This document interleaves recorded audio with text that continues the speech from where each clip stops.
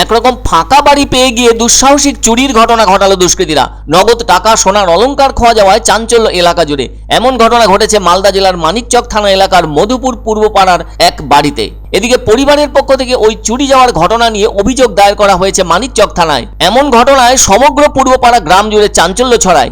যার বাড়িতে চুরি হয়েছে সেই গৃহকর্তার নাম মোহাম্মদ কারিমুল। রবিবার সন্ধ্যের পর থেকেই ওনার বাড়ির পাশের একটি বাড়িতে মিলাদের অনুষ্ঠান চলছিল। সেই অনুষ্ঠানে যোগ দিতে ওই বাড়ির সদস্যরা আমন্ত্রিত হিসেবে গিয়েছিলেন। আর সেই সময়ে বাড়ি ফাঁকা ছিল। সেই ফাঁকা বাড়ির সুযোগকে কাজে লাগায় দুষ্কৃতীরা। এদিকে ওই বাড়ির মিলাদের অনুষ্ঠান শেষ করে যখন নিজের বাড়িতে ফিরছিলেন মোহাম্মদ কারিমুল, তখন তিনি দেখতে পেয়েছিলেন দুই চোর মুখ ঢাকা অবস্থায় প্রাচীর টপকাচ্ছে। দ্রুত এগিয়ে যেতেই ওই দুই চোর পালিয়ে যায়। তবে ওই সময়ে তিনি সেভাবে ভাবেননি যে তার বাড়িতেই এরা চুরির ঘটনা ঘটিয়েছে। এরপর তিনি বাড়িতে ঢুকেই বুঝতে পারেন তার ঘরে চুরির ঘটনা ঘটিয়েছে চোরেরা। শেষটায় ঘরের ভেতরে ঢুকে দেখতে পান সবকিছু লণ্ডভণ্ড হয়ে আছে। একদিকে আলমারির তালা ও লকার ভাঙা হয়েছে, আর ওখানে ছিল নগদ টাকা ও বেশ কিছু সোনার অলংকার।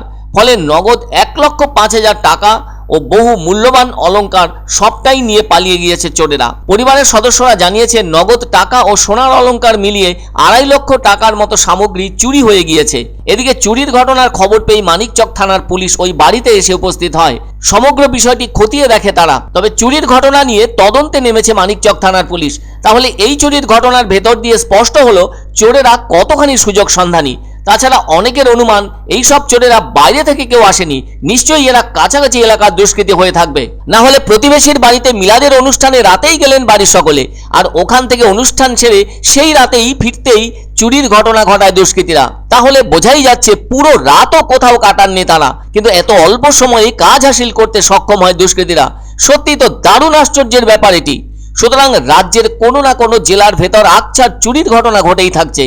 আর সেটা পুরো ফাঁকা বাড়ি হোক আর আংশিক সময়ের জন্য ফাঁকা বাড়ি হোক, দুষ্কৃতীরা ওঁত পেতে থেকে সেই কাজ হাসিল করছে। যেমনটা এই মোহাম্মদ কারিমুলের বাড়িতে ঘটানো হয়েছে। আর ওই বাড়িতে চুরি যে হচ্ছে সেই খবরটা প্রতিবেশীরাও পর্যন্ত পাননি। তাছাড়া সেভাবে কোনো শব্দও পাননি তারা।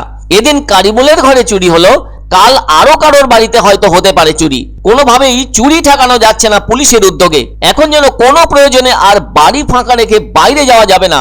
গেলেই এ ধরনের বিপদ ঘটবে, সেটাই স্বাভাবিক। আর চোরেদের টার্গেট তো প্রথমত ফাঁকা বাড়ি, আর দ্বিতীয়ত অন্য কোনো কিছু নয়, শুধু নগদ টাকা ও সোনার অলংকার। ফলে আজ পর্যন্ত অনেক ফাঁকা বাড়িতে চুরির ঘটনা ঘটিয়েছে দুষ্কৃতীরা, আর এখনো ঘটিয়ে চলেছে। এমনও শোনা গেছে শুধু নগদ টাকা ও সোনার আনা নয়, এর পাশাপাশি মাথার তেল, হেয়ার স্ট্রেটনার, বডি স্প্রের মতো সামগ্রীও চুরি করে নিয়ে পালিয়েছে চোরেরা। এখন ওই চুরির ঘটনায় পুলিশি তদন্তে কেউ ধরা পড়ে কিনা সেটাই শুধু দেখার। আরো ছিল, আর নিয়ে যেতে পারিনি, আমরা চলে আসলাম, আর নিয়ে যেতে পারিনি। প্রশাসন থেকে দেখি কিছু করতে পারে কিনা। হ্যাঁ আমি দেখেছি, দুইজন ছিল না, পুরো ওই ম্যাঙ্কি টুপি পরেছিল, শুধু চোখ দেখা যাচ্ছিল। ওই মোটামুটি 2.5 লাখ টাকা। এখন তো সন্দেহ অনেকের আছে, তো সন্দেহ করলে তো হবে না যখন চিনতে পারিনি। এটা ভালো ব্যবস্থা হয় প্রশাসন থেকে। আর প্রশাসনের কাছে চাইছি আমরা যে কঠোরভাবে শাস্তি খুঁজে বের করে শাস্তি দেওয়া হোক। আর ওইটা আমরা তো চাইছি আমরা যেভাবে শান্তি থাকবো, ওটা প্রশাসন যদি মনে করে তো করতে পারে।